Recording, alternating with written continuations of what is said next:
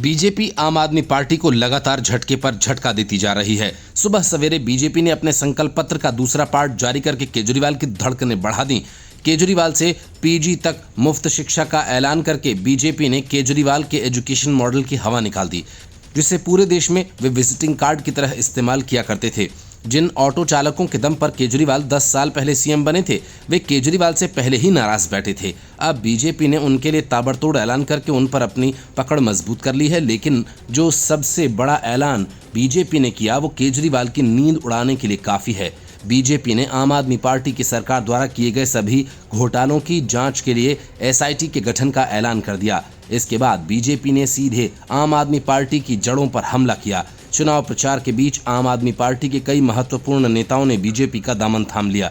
BJP नेता मनोज तिवारी और हर्ष मल्होत्रा ने प्रेस कॉन्फ्रेंस करते हुए नए सदस्यों को बीजेपी ज्वाइन करवाई। आम आदमी पार्टी के पूर्व विधायक श्री दत्त शर्मा, 2 बार के काउंसलर रेखा रानी, सांसद संजय सिंह के प्रतिनिधि विजेंद्र चौधरी और पूर्व काउंसलर शिल्पा कौर ने भी भारतीय जनता पार्टी का दामन थाम लिया है।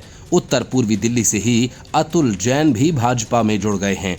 इसके साथ ही तिलकनगर विधानसभा के ख्याला वार्ड से निगम पार्षद शिल्पा कौर और उनके पति पूर्व पार्षद सरदार गुरमुख सिंह भी भाजपा में शामिल हो गए हैं। हर्ष मल्होत्रा ने कहा कि केजरीवाल ने पिछले 10 साल में अपने कामों पर एक भी शब्द नहीं बोला। केजरीवाल ने एमसीडी के बजट को बर्बाद कर दिया। कोई वर्क कल्चर नहीं है, इनका विकास से कोई लेना देना नहीं है। बीजेपी नेता ने केजरीवाल पर तंज कसते हुए कहा, उन्होंने स्थायी समिति का गठन नहीं किया जिसमें एमसीडी के विकास कार्य रुके हुए हैं। मैं नए सदस्यों का बीजेपी में स्वागत करता हूं। मनोज तिवारी ने कहा कि हम विजेंद्र चौधरी, रेखा रानी, शिल्पा कौर, अतुल जैन का बीजेपी में स्वागत करते हैं। कमलजीत सहरावत के क्षेत्र से कई पार्षद हमारे साथ आए हैं। इस मौके पर कई नेता यहां आए हैं। हम आप सभी का स्वागत करते हैं। भारतीय जनता पार्टी ने दिल्ली विधानसभा चुनाव के लिए अपने संकल्प पत्र का दूसरा भाग जारी कर दिया है। बीजेपी सांसद अनुराग ठाकुर ने पार्टी के संकल्प पत्र का दूसरा भाग जारी करते हुए कहा, हम इनकी तरह बहाने नहीं करेंगे। केंद्र में भी मोदी सरकार है और दिल्ली में भी मोदी सरकार होगी। हम बेहतर दिल्ली बनाएंगे। उन्होंने कोविड काल में शराब व्यापारियों को लाभ पहुंचाने, अपने घर का निर्माण कर शीश महल घोटाला करने का आरोप लगाया और सीएजी रिपोर्ट विधानसभा में पेश नहीं किए जाने पर भी सवाल उठाए। अनुराग ठाकुर ने भ्रष्टाचार के खिलाफ जीरो टॉलरेंस का वादा करते हुए कहा कि हम सत्ता में आए तो घोटालों की जांच के लिए एसआईटी बनाएंगे। जो दिल्ली में कभी नहीं रहा वो पहली बार राजस्व घाटे में होगा और ऐसा आम आदमी पार्टी अरविंद केजरीवाल और आतिशी के कारण होगा। अनुराग ठाकुर ने दिल्ली में आईटीआई से मेडिकल और नर्सिंग कॉलेज तक केंद्र सरकार की ओर से कराए गए कार्य गिनवाए और कहा कि हमने साइंस और स्टार्टअप्स को बढ़ावा दिया है। दुनिया में हमारा देश कहीं नहीं था, अब तीसरे सबसे बड़े स्टार्टअप्स इकोसिस्टम का हिस्सा है।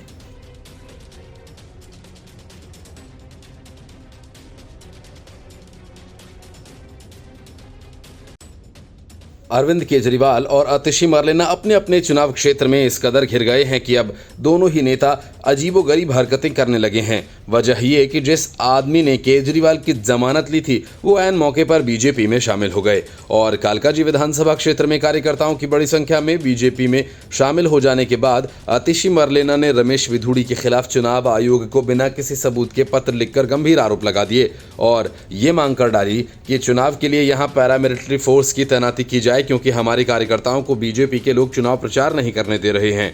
लेकिन एक विधायक और पार्षदों सहित कई नेताओं के बीजेपी में शामिल हो जाने से जितना झटका लगा अरविंद केजरीवाल को, उससे ज्यादा झटका तब लगा जब उनकी जमानत का बॉन्ड भरने वाले कुलदीप मित्तल ने बीजेपी की सदस्यता ग्रहण कर ली। कुलदीप मित्तल वही शख्स हैं जिन्होंने शराब घोटाला में पकड़े गए केजरीवाल की जमानत ली थी।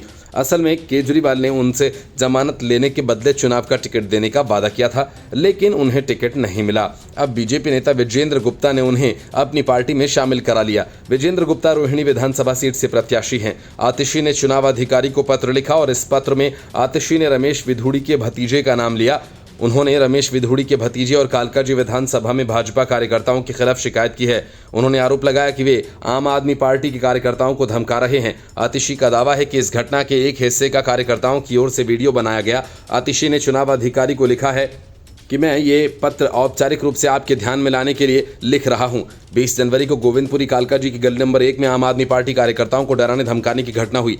रेखा बस्सी, संजय गुप्ता, मणि ममता, आराधना, सुनीता पांडे, शेर सिंह, हरिशंकर गुप्ता और अन्य को कार्यकर्ताओं को कुछ भाजपा कार्यकर्ताओं की ओर से मौखिक रूप से धमकाया।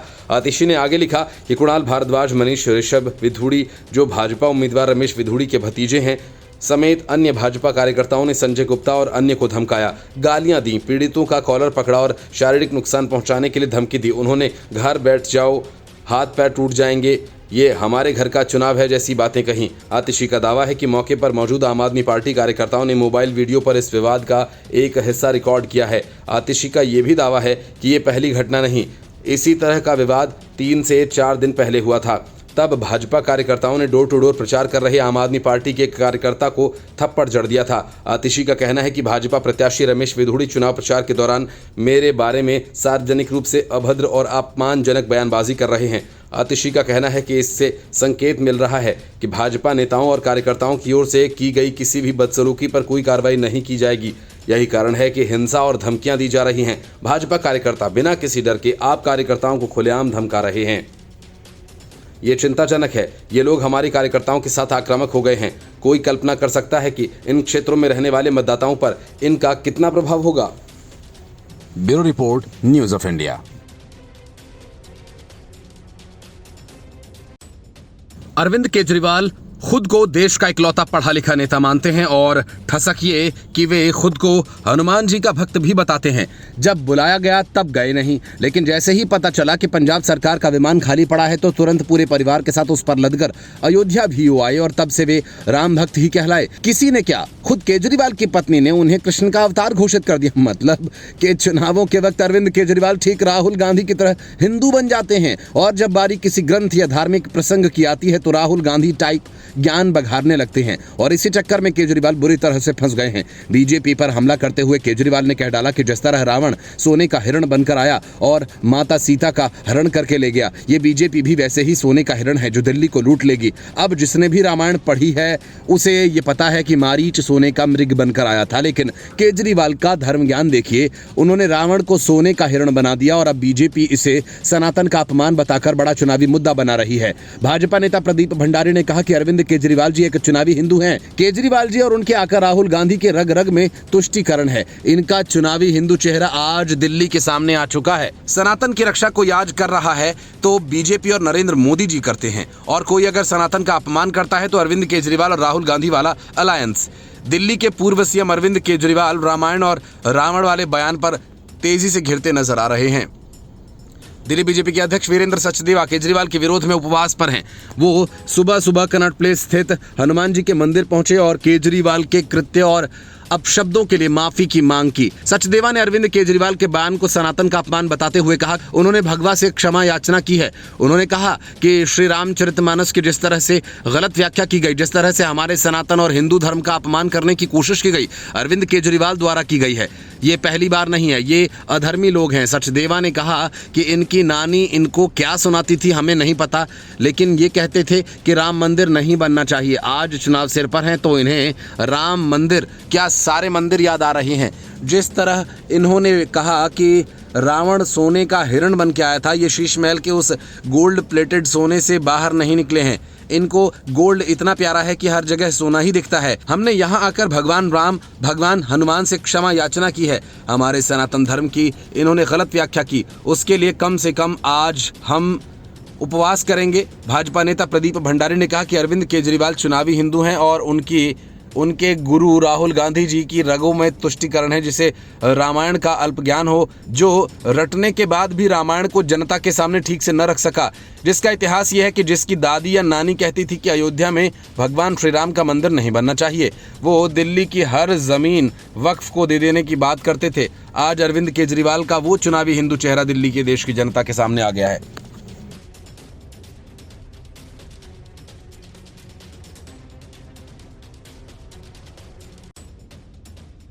सीलमपुर में राहुल गांधी की हफ्ते भर पहले हुई रैली और उसके बाद से खबरें आने लगी कि राहुल गांधी प्रियंका गांधी वाड्रा चुनाव प्रचार में कूद पड़ेंगे। वे केजरीवाल के खिलाफ प्रचार करेंगे, आतिशी मारलेना के इलाके में जाएंगे, मनीष सिसोदिया की धड़कनें बढ़ाएंगे और एक तारीख भी बताई गई जिस दिन राहुल गांधी को नई दिल्ली विधानसभा क्षेत्र में प्रचार करने के लिए आना था।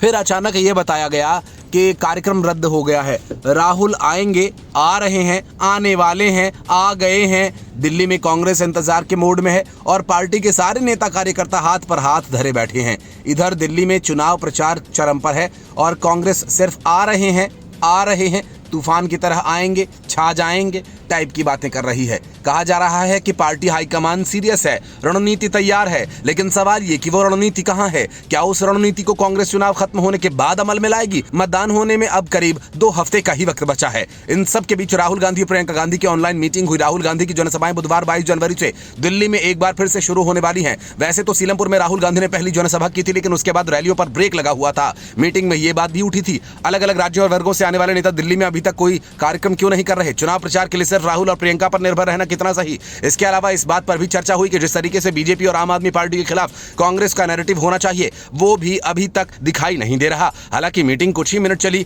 लेकिन उसमें सभी कांग्रेस नेताओं को अग्रेसिव तरीके से चुनाव प्रचार करने के दिशा निर्देश दिए गए। बड़ी बात यह कि जब अजय माकन ने केजरीवाल के खिलाफ आक्रामक तरीके से मोर्चा खोला था, तब यही राहुल गांधी और मल्लिकार्जुन खड़गे ने उनकी जुबान पर ताला लगवा दिया, जो आज तक खुला नहीं। बड़ी बात यह कि राहुल गांधी चुनाव प्रचार में अगर उतरते हैं तो क्या कहेंगे? अब तक ऐसा देखा गया कि राहुल गांधी ऐसा बयान देते हैं जिसकी व्याख्या करने में ही कांग्रेस के बाकी सारे नेता लग जाते हैं। अब कब राहुल गांधी आएंगे, बयान देंगे, कांग्रेस के बाकी नेता उसकी व्याख्या करेंगे और बात जब तक जनता की समझ में आएगी तब तक चुनाव खत्म हो जाएगा। कांग्रेस अपनी लेट लतीफी के कारण कितने ही चुनाव हार गई और इसकी गिनती शायद वो भूल चुकी है। अगर याद रहती तो कम से कम दिल्ली में पहले से सक्रिय होते और इस रणनीति से जुड़ी मीटिंग में कांग्रेस के दिल्ली इंचार्ज काजी निजामुद्दीन और प्रदेश अध्यक्ष देवेंद्र यादव के अलावा दिल्ली प्रदेश के पूर्व कांग्रेस अध्यक्ष शामिल रहे। कांग्रेस के शीर्ष नेतृत्व में लोकल नेताओं को यह भी कहा कि किस तरीके से कांग्रेस की 5 गारंटियों को लोगों तक पहुंचाया जाए, इसका भी रास्ता ढूंढना होगा। खासतौर पर महिलाओं और युवाओं के लिए जो घोषणा की गई है वो दिल्ली में कांग्रेस को वोट दिलवा सकती है। इसी हफ्ते राहुल की ताबड़तोड़ रैलियां दिल्ली में शुरू हो रही हैं और इन रैलियों के जरिए पारंपरिक तौर पर कांग्रेस के जुड़े वोट बैंक को दोबारा पार्टी से जोड़ने की तैयारी है। बुधवार यानी 22 जनवरी को पहले सदर बाजार में लोकसभा में नेता प्रतिपक्ष राहुल गांधी जनसभा करेंगे और सदर बाजार में मुस्लिम वोटर्स के साथ दलित और ब्राह्मण वोटों का कॉम्बिनेशन है। 23 जनवरी को मुस्लिम मोहल्ले मुस्तफाबाद में राहुल गांधी की रैली रखी गई है। राहुल अपने चुनावी कैंपेन की शुरुआत पड़ोस के सीलमपुर में कर ही चुके हैं। 24 जनवरी को राहुल गांधी की रैली मादीपुर में होगी, जो कि अनुसूचित जाति सुरक्षित सीट है। यहां पर सिख आबादी भी काफी ज्यादा है, जिस पर कांग्रेस की नजर है। Bureau report, news of India. जिस तरह लोकसभा चुनावों के पहले दिल्ली के स्कूल्स को बॉम्ब से उड़ाने की धमकी एक के बाद एक करके 400 धमकी भरे मेल्स आए, पुलिस की लंबी जांच के बाद एक स्टूडेंट को पकड़ा गया, तो सामने आतंकी समर्थक, एक एनजीओ और एक सियासी पार्टी का नाम आया। अब सैफ अली खान पर जानलेवा हमला करने वाले अवैध बांग्लादेशी के पकड़े जाने के बाद से सवाल उठ रहे हैं, क्या इस घटना के पीछे भी कोई राजनीतिक साजिश है? क्योंकि कहा जा रहा है कि महज चोरी करने के मकसद से सैफ अली खान के घर में शख्स घुसा था, लेकिन उसने एक भी कीमती सामान को हाथ तक नहीं लगाया। उसके निशाने पर सिर्फ और सिर्फ सैफ अली खान ही थे। करीना कपूर ने भी बताया कि हमलावर बेहद गुस्से में था और बेरहमी के साथ सैफ पर हमला कर रहा था। ऐसे में सवाल ये कि हमलावर किसी बड़ी साजिश का हिस्सा तो नहीं था। वजह ये कि यह घटना तब हुई जब दिल्ली में विधानसभा के चुनाव होने हैं और इस चुनाव में अवैध बांग्लादेशियों और रोहिंग्याओं का मुद्दा बेहद गर्म है। दूसरा कारण कि सैफ अली खान पर हमला होते ही अरविंद केजरीवाल से लेकर अखिलेश यादव तक सब ने पूरे मामले को सांप्रदायिक रंग देने की कोशिश शुरू कर दी।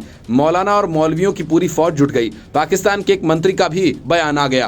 किसी ने कवि कुमार विश्वास की गिरफ्तारी की मांग कर डाली, जिनका सैफ अली खान के साथ हाल ही में उनके बेटे के नाम को लेकर विवाद हुआ, तो किसी ने देवेंद्र फडणवीस से लेकर अमित शाह तक का इस्तीफा मांग लिया।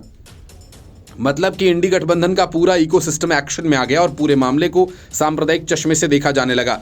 लेकिन जैसे ही मुंबई पुलिस ने हमलावर को गिरफ्तार किया और बताया कि हमलावर अवैध तरीके से भारत में घुस आया, बांग्लादेशी शरीफुल इस्लाम शहजाद है, वैसे ही सब के सब खामोश हो गए। भारतीय जनता पार्टी की दिल्ली प्रदेश के अध्यक्ष वीरेंद्र सचदेवा ने बॉलीवुड अभिनेता सैफ अली खान पर हुए हमले के आरोप में बांग्लादेशी नागरिक की गिरफ्तारी के बाद आम आदमी पार्टी के राष्ट्रीय संयोजक अरविंद केजरीवाल की चुप्पी पर सवाल उठाया। उन्होंने कहा, सैफ अली खान पर हुए हमले को शर्मनाक बताने वाले केजरीवाल अब चुप क्यों हैं? सचदेवा ने कहा कि सैफ अली खान पर हुए हमले के बाद केजरीवाल ने सहानुभूति बटोरने के लिए कहा था कि वो राष्ट्र की धरोहर हैं, इसलिए घटना बहुत ही शर्मनाक है। लेकिन जब पता चला कि हमलावर बांग्लादेशी नागरिक है तो उन्होंने भी चुप्पी साध ली। उन्होंने कहा कि केजरीवाल जो सैफ अली खान पर हमला होने पर बहुत चिंता में थे, अब उनकी जिम्मेदारी है कि वो हमला करने वाले बांग्लादेशी शख्स की निंदा करें। उन्होंने कहा कि भाजपा पहले दिन से ये कह रही है कि दिल्ली ही नहीं देश भर में रोहिंग्या और बांग्लादेशी सुरक्षा के लिए खतरा हैं। अरविंद केजरीवाल दिल्ली में रोहिंग्या और बांग्लादेशियों को आश्रय देते हैं और उन्हें पालने का काम करते हैं। सचदेवा ने कहा, अवैध बांग्लादेशियों को 10,000 रुपए ओखला से विधायक अमानतुल्लाह खान और अन्य नेता देते हैं।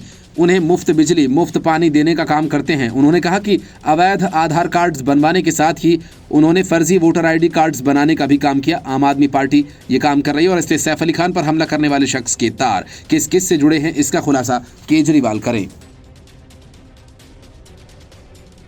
दिल्ली विधानसभा चुनाव के अवैध बांग्लादेशियों और रोहिंग्याओं को लेकर सियासत काफी गर्मा चुकी है। दिल्ली का माहौल बिगाड़कर वोट की फसल काटने वालों पर बीजेपी ने एक बार फिर तगड़ा हमला कर दिया। बीजेपी ने कांग्रेस के साथ ही दिल्ली में सत्तारूढ़ आम आदमी पार्टी सरकार को अपने रडार पर लिया और कहा कि दिल्ली में दंगे भड़काकर देश को किसने बदनाम किया? अगर आज ताहिर हुसैन जेल में है तो क्या आम आदमी पार्टी उससे भाग सकती है?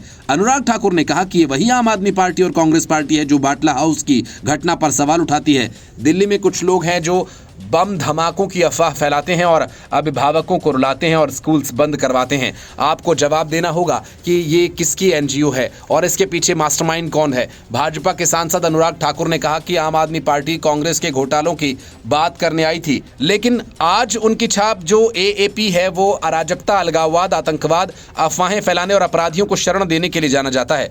ऐसी कौन सी मजबूरी है जो इन देश विरोधी ताकतों से हाथ मिलाना जरूरी है? अफजल गुरु की फांसी की सजा माफ कराने के लिए किसकी एनजीओ आगे आई? किसके रिश्तेदार और माँ बाप उसका हिस्सा थे? दिल्ली की जनता जवाब मांगती है। आतिशी जी और अरविंद केजरीवाल जी, आपके होठ सिले हुए होंगे या फिर इसका जवाब देंगे या नहीं? असल में आतिशी मारलेना के पिता उस एनजीओ का हिस्सा थे जिसने अफजल गुरु की फांसी की सजा माफ करवाए जाने के लिए असफल प्रयास किए थे। स्कूल्स को बम से उड़ाने की धमकी देने वाले मामले में उसी एनजीओ का नाम खुलकर सामने आ गया। अनुराग ठाकुर ने कहा कि किसी भी देश के लिए राष्ट्रीय सुरक्षा एक बहुत बड़ा विषय है।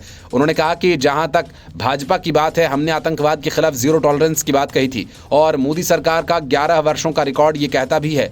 नक्सलवाद को जड़ से खत्म करने का काम भी हम कर रहे हैं। हमारे लिए सदैव राष्ट्र प्रथम है। लेकिन कुछ राजनीतिक दल ऐसे हैं जो इस देश विरोधी ताकतों से हाथ मिला रहे हैं, राजनीतिक लाभ के लिए उनसे चंदा लेते हैं, मौन साध लेते हैं। ये डबल डेटिंग करने वाले राहुल गांधी, अरविंद केजरीवाल बाहर से कुछ और अंदर से कुछ और नजर आते हैं। सर्जिकल स्ट्राइक हो, एयर स्ट्राइक हो, अफजल गुरु की फांसी का मुद्दा हो, इन सभी विषयों पर कांग्रेस और आम आदमी पार्टी इकट्ठा नजर आए। भाजपा नेता शहजाद पूनावाला ने आम आदमी पार्टी पर कई गंभीर आरोप लगाए।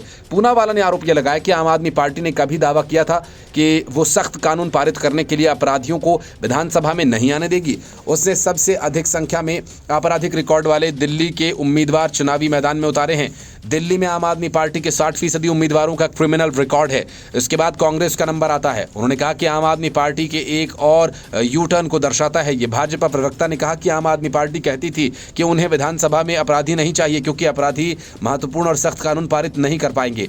लेकिन जब उम्मीदवारों की लिस्ट जारी हुई तो पाया गया कि सबसे ज्यादा लगभग 60% आपराधिक रिकॉर्ड वाले आम आदमी पार्टी के उम्मीदवार हैं और उसके बाद कांग्रेस का नंबर है।